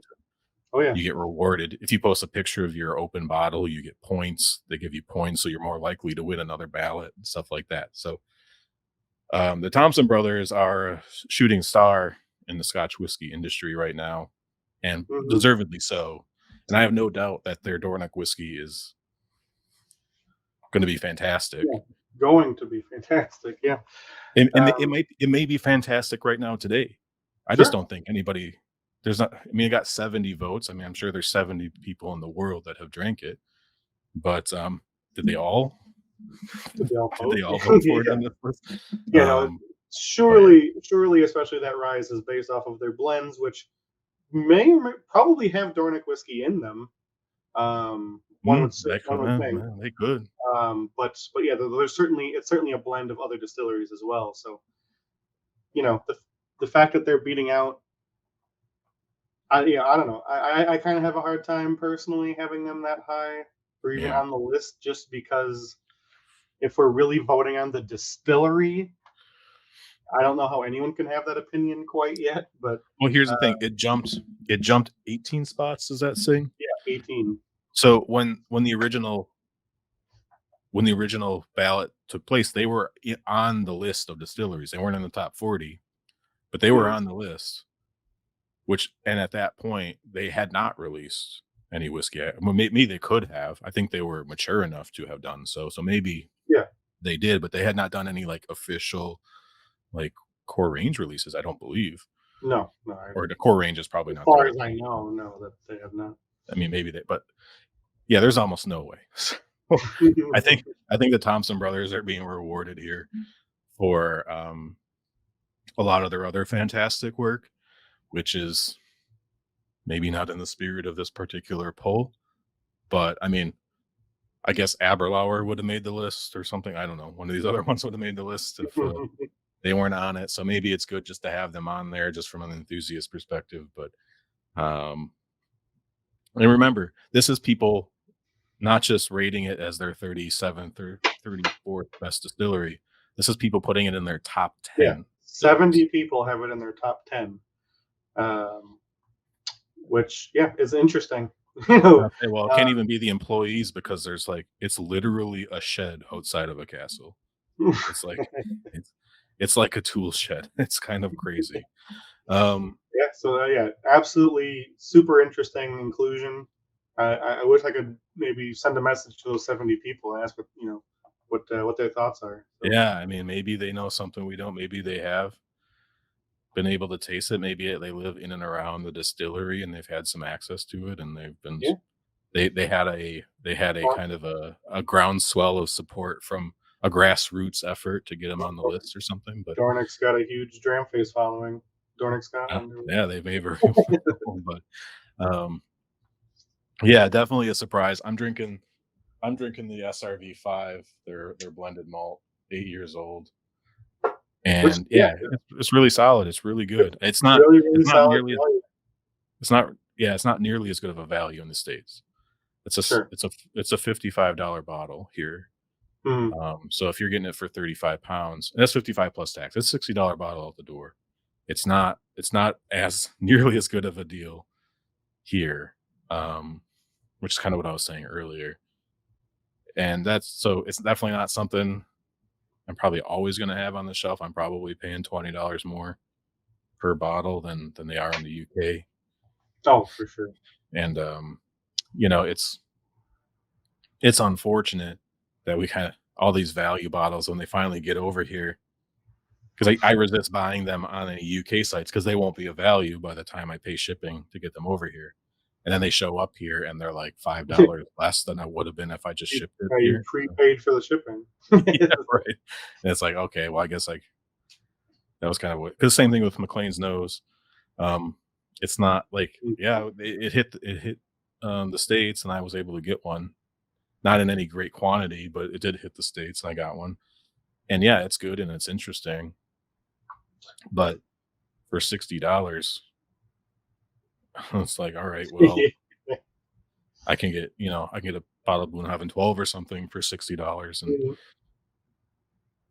Mhm. I'm definitely forced into making some choices here, and so I don't think I'll be replacing them for that price, but they are actually pretty good.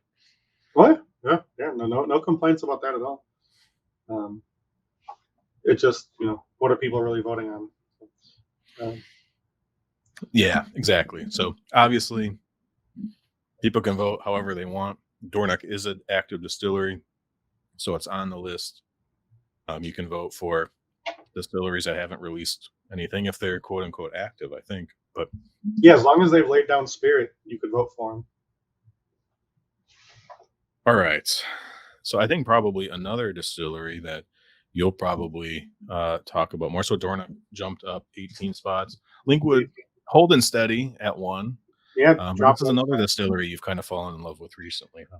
I do. I mean, I Linkwood. I'm not as in love with them as like Ben Rinnes or even Mm, maybe okay. Bowmore. Although Bowmore is maybe more of like a specialty type of a Bowmore bottle, but Yeah. um, Linkwood, Linkwood. I'm on my third bottle now. I've never felt compelled to own multiple Linkwood bottlings, but I go through them, and then as soon as one's gone, I'm on the lookout for another Linkwood Mm, bottling. So, um, really good stuff. Very kind of savory, fruity, like melons and pears, kind of like those densely like fruits. It's really not like the lights. At least for me, again, it's not quite like a savory. It's not like Ben Rennis or Mortlack, but it's still a pretty dense fruitiness. Um, that I've just really enjoyed. Like I said, it's usually not blowing my socks off, but okay. it's just dependable. It's solid. It's good, and my mind is always just kind of it's always on the list of yeah. Let's pour some Linkwood. Yeah. As Again, soon as you don't have any on it. it's very much like Ben Rennis. It's a Diageo distillery that they don't release whiskey for. It's only independent bottlers. Yeah, they're I'm another flora and fauna only release. I wasn't even confident if Linkwood was still a flora and fauna release. Um, but it's not quite as heavy, not quite as savory or meaty, but it's interesting. It's complex. Um, I just get a lot of value. I don't know. It's one of those ones I'm just kind of weirdly drawn to, and Mm. I can't even entirely explain why. But So you I take just it want for to you make take it sure. for granted until it's not on your shelf anymore, and Yeah, then you miss it. and it's just always it's 1 or 2 drams away from being like, yeah, let's pour some liquid. So, Okay. um, Yeah, I've only had one. I've had one independent bottling. It's been a bit, and I was thinking about it, and I don't. It must have been pretty. It didn't leave much of an impression on me because I was trying to remember exactly what I thought of it. I might have a 2 ounce sample of it somewhere still because mm, I generally take a 2 ounce sample of things. But I wasn't gonna dig through my boxes to find it for this for this particular episode. But yeah, I have tried a couple others. I know there's. I think you had a single cast nation bottling. I yeah, had it another won one. Maybe it won a blind for you as well. did it? Yeah, Yeah. because I had had another. It might have been the same release. A friend or two, maybe multiple people, and when I was in Colorado, had a single cast nation bottle of Mm. Linkwood, and it was very good. Um, so yeah, it's another distillery that I think probably depending on the bottle, if you if you know what you like, if you know the type of casks, you know the distillery, I could definitely see that being way up on your list in terms of favorite distilleries. But another one that you have to experience essentially exclusively through the independent bottling scene. And this is my current bottle of Linkwood, single malts of that's not the candy. Single malts of Scotland, 16 year. Um, just as Hogshead, so pretty sure it's bourbon. It's pretty light Right. color, pretty pale straw almost, maybe a little darker than that. But yeah, 57.1, 16 years. Um, and again, it's has not disappointed at all. If I finish this Bowmore in time, that might be my last pour of the Linkwood. I wonder, so Link I mean, obviously, they're not super far apart, Winkwood, Winkwood.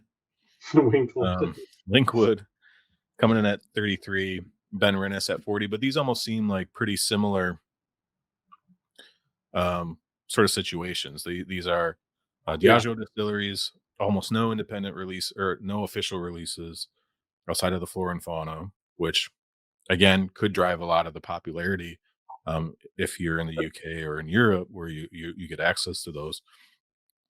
And but largely being completely driven through independent bottlings.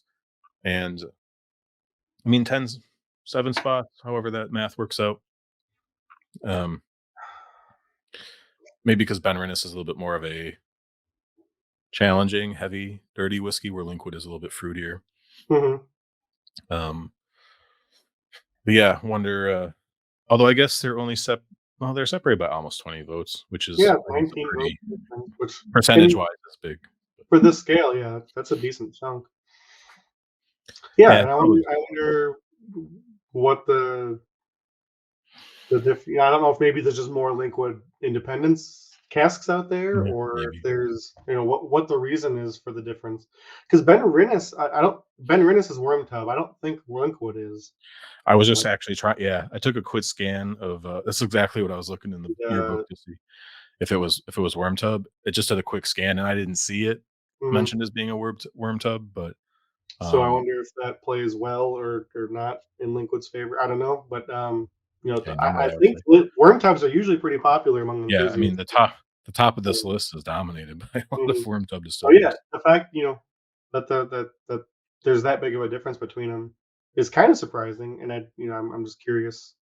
I'd be curious to find out what the primary reason for that would be, but I don't know. Can explain it, but yeah, I love them both. I wish they had. I wish they weren't Diageo, but Yeah, yeah. either way, they're not releasing their whiskey anyway, so it doesn't really matter. I mean, as long as Diageo keeps letting independent bottlings or independent bottlers release Yeah, bottlings of this whiskey, yeah, then look, that's fine. that's good Like, enough for me. Yeah, absolutely. yeah, as long as they don't cut off the supply and we can still buy Linkwoods and Ben Rennis bottlings, and I mean, I don't care what Diageo does, because if they Hmm. do release Linkwood or Ben Rennis, like they're going to be overpriced, or they're going to be Fair. just torn apart. Um, cool though. Yeah, Linkwood is another distillery. I don't have a bottle of Linkwood right now, and it's probably one that I should get, on my list in terms of one of my next next kind of quote unquote obscure distilleries, because it's been a while since I've had one. The most recent one is I got was a Milton Duff. It was my first bottle of Milton Duff. So I'm still kind of working through some of these Hmm. and really lesser known distilleries, so I can at least say that I had like something from them. But moving on, I think, unless you have Yeah. any other. Okay, No, that's good. Isle of Raasay, another a very interesting bottle here. We got one, and as I think we mentioned a little bit earlier, Yeah. if you're subscribed to the channel, you will may already know this, but it'll be actually in a few hours. It's waiting to go live here in about four 4 hours from now, a little over. I reviewed that exact bottle of Isle of Raasay core range standard release. However, I can't tell you what batch number it is because for some reason there's no batch number on it. Um, and I won't rant about it here. I ranted in the video why that's important. But Isle of Raasay making the list. I'm given again spoilers here. Although I think that Ardna Markin's spirit is considerably more mature and or drinkable at the current age it's at than my limited experience with Isle of Raasay, particularly meaning this bottle. Mhm. I actually kind of expected Isle of Raasay to be a little bit higher because it has been um, being talked a lot about a lot. But this actually maybe kind of validates a little bit of my opinions on this bottling, where it is clearly young. It's very obviously young whiskey. There are qualities to it that are you can ignore. Grain is obviously the obvious one. You have pretty big holes in some of the tasting experience on the palate, but what the good parts are really good, and you can see the progression or where it's going, and say, okay, when this gets up to 8, 9, 10 years old, you might have something here. And in fact, I'm pretty sure that they probably do. Mhm. I ended up I gave it an average score. I gave it a 5 because there's flaws, but the flaws are because it's young and it is still a fun, enjoyable thing to drink. However, it's missing the batch number, so I can't really follow it in its timeline. I can't get another bottle, next year or something Yeah, and be able to you won't know you won't know if you're buying the batch you already have or the yeah, next one or 3 batches, who knows? Yeah. exactly. So hopefully it's like a one-off thing. Maybe they were just trying to fill some extra demand and they were surprised at how much got bought up. And by the time they shipped stuff to the US, they had to make like a separate batch for it or something, and they didn't want to mess up. Yep, They're no, yep. I speculated. I have no idea. Hopefully, this is like a one-off thing. Yeah, just even Um, just a date code, I think would work. yeah, Yeah, yeah. Even anything, if the day, literally at anything. least, yeah, because everything else you get a ton of information, and so these types of bottlings you get to follow them through their story. It's not supposed to be amazingly good whiskey. Mhm, It's supposed to be a snapshot in time of something that's exciting and interesting. It doesn't have to be the best whiskey in the world, even though it's $70 plus tax here. sure. So it's it's So, not yeah, a cheap. there's the It's new not. distillery tax, you know, Yeah, the new distillery tax, which is fine. I'm not gonna I'm not gonna buy a ton of them. I'm gonna buy one once in a while, but mhm, I need the batch number to be able to follow the story and to follow the progression. That's why I'm going to spend that money because it's a unique experience mhm. to follow a distillery as it's growing up. Um, so I kind of have to guess on this one, and I don't know the cask makeup. As you mentioned, they have a very unique kind of cask system. They have three different types of casks: peated and unpeated spirit, and then each release they can change these percentages. Yeah, yeah. They're Um, essentially maturing 6 different combos at once all yeah, the time, and their releases are just gonna be blends or at least some concoction of those 6 different yeah, spirits. So usually it'll end up lightly peated, yep. assuming they mix their peated and unpeated stuff. I know they've got what, rye casks, chinkapin casks, Ex and was it Bordeaux. Bordeaux? Yeah. Yeah, Um, so pretty much all of their releases will be some combination of peated and unpeated in those casks. I assume they're probably aging one-off stuff somewhere, maybe as its I'm own sure. thing. Yeah, I'm sure they probably definitely Um, but their own. but all of their regular releases should be some combination of that, which is interesting and cool. And then their single casts are obviously super different from each other. Right? Yeah, because it depends on which spirit and which cask you get. Yeah, So I haven't had any Rasa yet. I'm waiting for it to be a little older, a little bit. Um, to have, I'm just there's just things on my list right now. It sure. would be cool to have like that snapshot, and maybe if you save a few ounces in a couple of years, we can kind of compare. Yeah. But yeah, no, I like I said, I really can't chime in on the experience because I haven't had it. So. Yeah, I mean, I think it's similar. I mean, look, way more people have gotten to try Isle of Raasay than have tried Dornoch, Mhm, but this is certainly.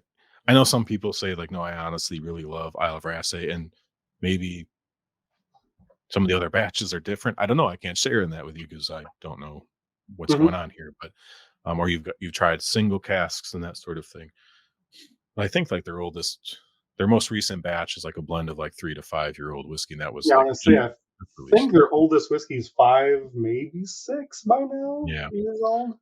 yeah. I think it's like Um, at most it's six. And the most recent blend has had 5 year old whiskey in it, but but yeah. Now I would well, definitely attribute their rise in rankings to they've really kind of come on this last year. mm, They've been putting out more stuff. So I yeah. don't know if before March 23 if they had a whole lot out. Um, but I and I wonder. know Roy's been evangelizing over the last year Sure. about them. So he even I had a want. at Rassay in the spring.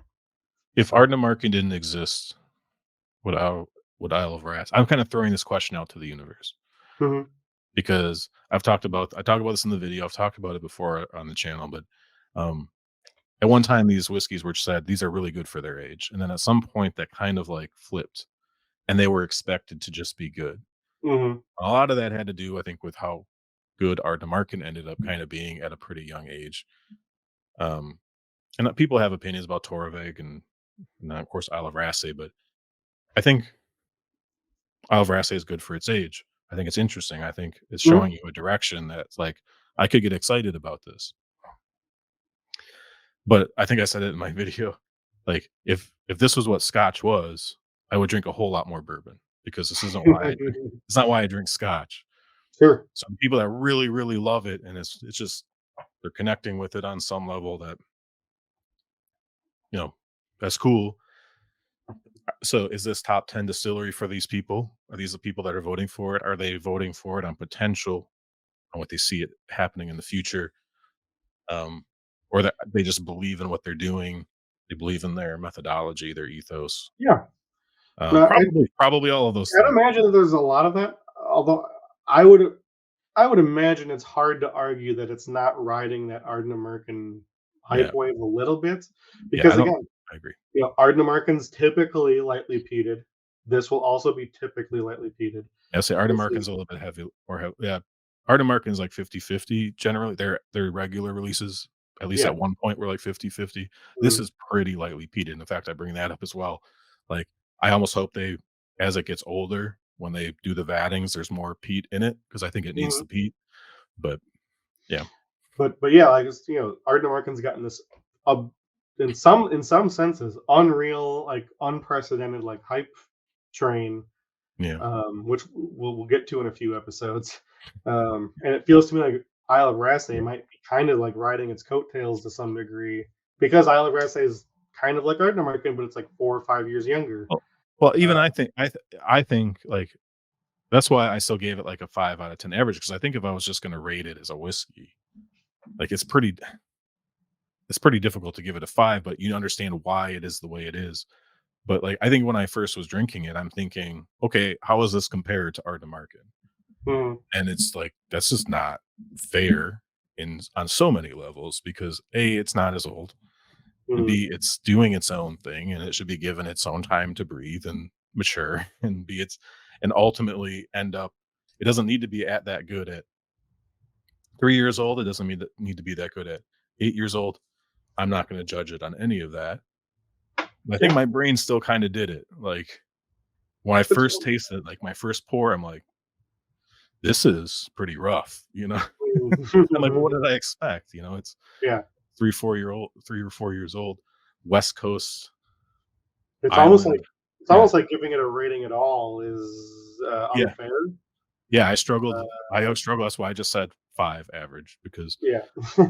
you can argue it's a 4 or you could argue it's a Mm, 3 because it's flawed, but, like, how are right. you measuring its But flaws, like, yeah, right? like that's, It's especially in the end game, that's not a product that they even want to release necessarily. That's a product yeah. they have to release to make money. That's what I said, yeah. It was like, I Um, don't even think the people who made the whiskey would be like, "No, this is as good as Bunnahabhain 12, what are you talking about?" You know, it's yeah, yeah. So it's definitely hard to like judge it compared to mhm, pretty much literally anything, because pretty much everything else is whiskey released in the final form that the producer intended yeah. it. So Yeah, they have um, investors to pay, they have yeah, employees to pay, they gotta buy casks, you know, yeah, they they don't need revenue flow. So yeah, it's a necessity more than what they want to do. So yeah, yeah, like I said, and that's exactly why I'm waiting, because I would rather I've got other things to buy until I yeah, get yeah. word that it's kind of getting close to something I think I think more people have latched that on they to want. the young distillery thing. Mhm. There's a lot of people that are very enthusiastic about it. Don't For get me wrong, I'd me love to try it, but I'm not yeah, gonna go spend $80 on a 3 or right. 4-year-old whiskey. Yeah, And I that think was it's no fun some to do. amazing hype train behind it that like, oh, this is incredible. So, Yeah, yeah, it's been fun to try. Like I had a bottle of Torvik. I tried that. It was good, fun. I mhm, probably actually liked that, and that was the inaugural release of Torvik.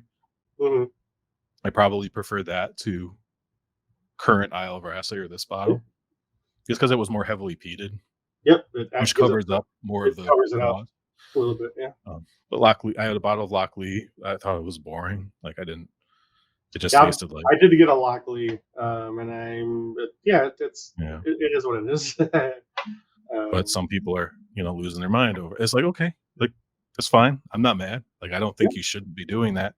I tried it. I'm like I'm good for right now. I'll come back. I'm excited to see it, and I think it's fun to buy one of these new distilleries and try a bottle here and there. Mhm. But like I said, if I'm going to drink a 5-year-old whiskey, I'm going to drink 5-year-old bourbon or 5-year-old rye or something because it's Yeah, that's one of the advantages we have in the States is, and it's probably not $75. So probably not.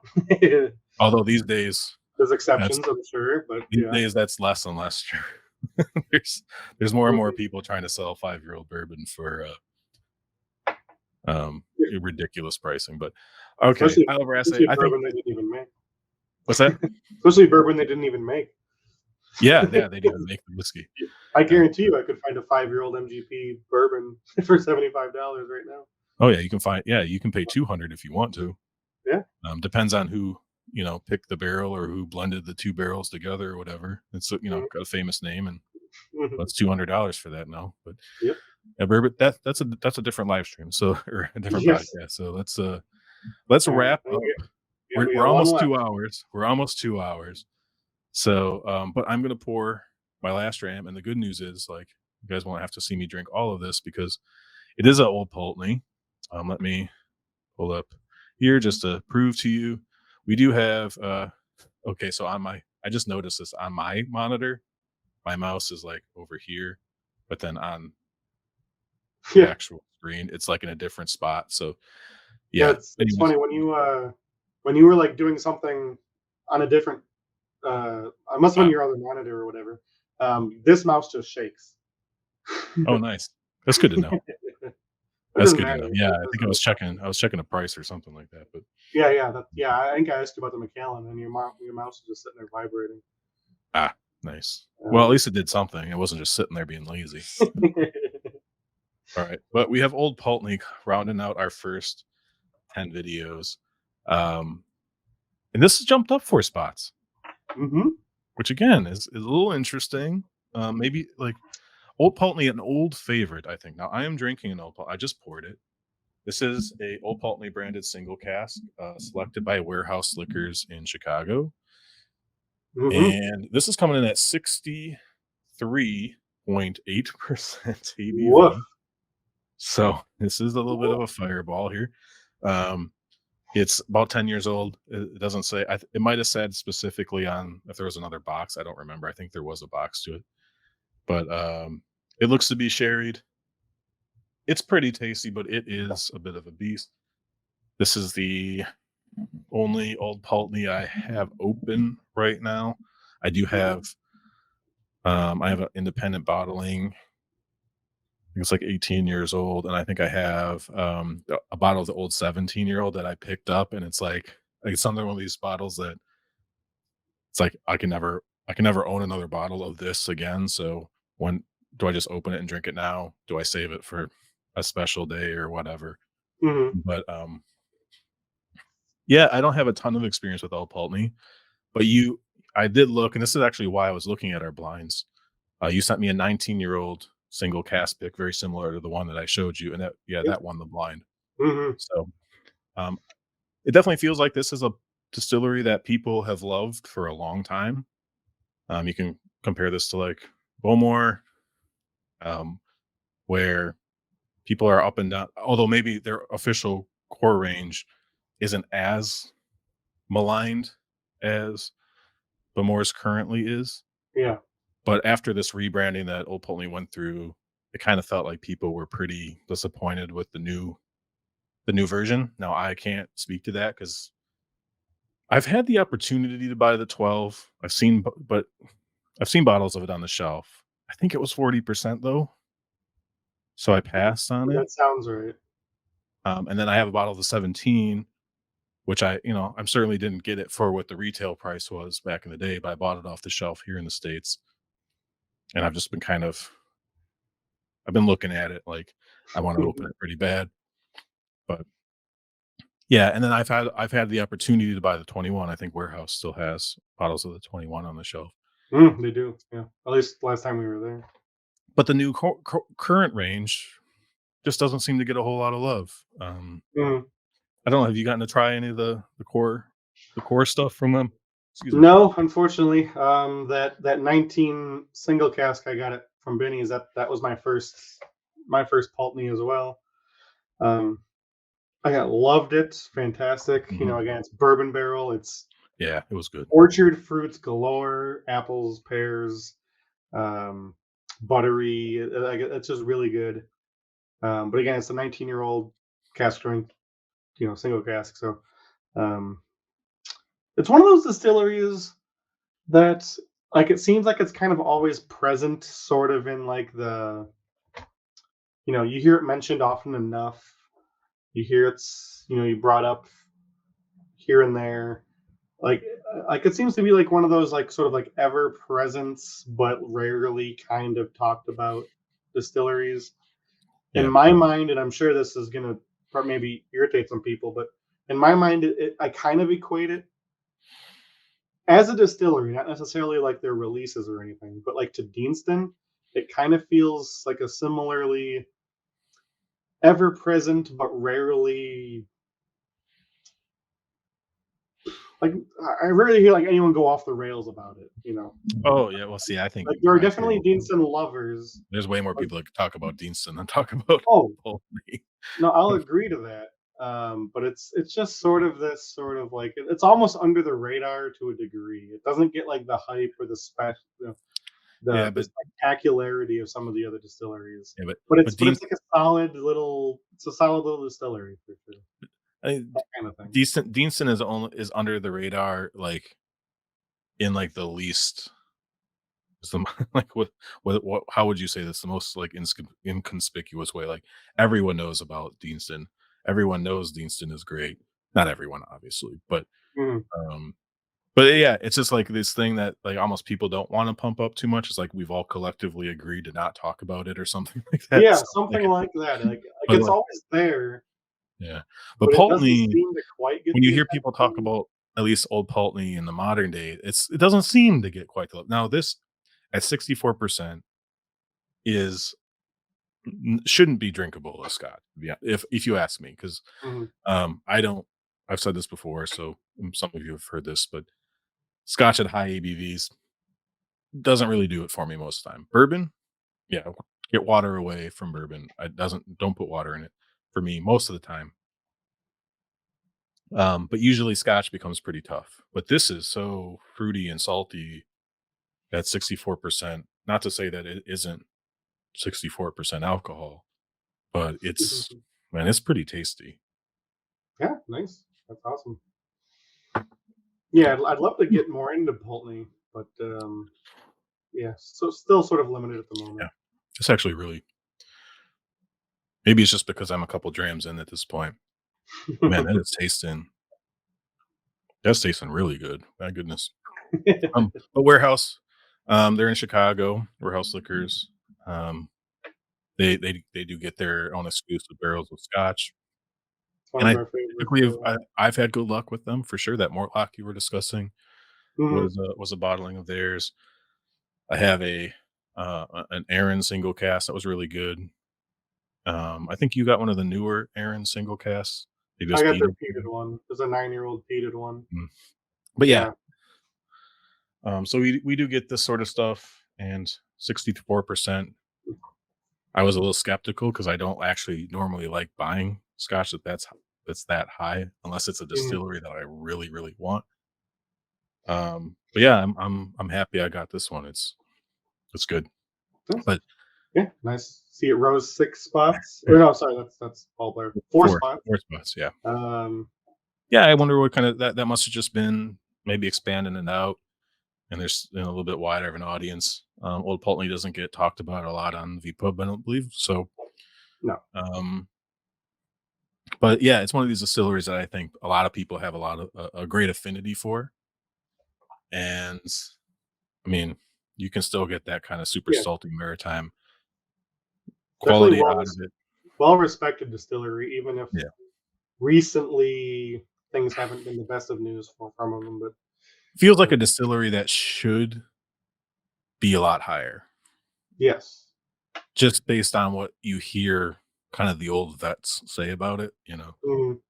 This like, oh, like how good Old Pulteney can be. And it just feels like even though a lot of their range is 46% and unchill filtered, and the pricing on it isn't completely out of line. It's, it's not the cheapest, but it's not crazy, at least here in the States. Mhm. But it just seems to it took a hit when it rebranded, and it just doesn't seem to have recovered. But it is on the top 40. It is on the upvote or on the upswing, Yep. and because of the upvotes that it's received. And yeah, I think and at this point in this ranking,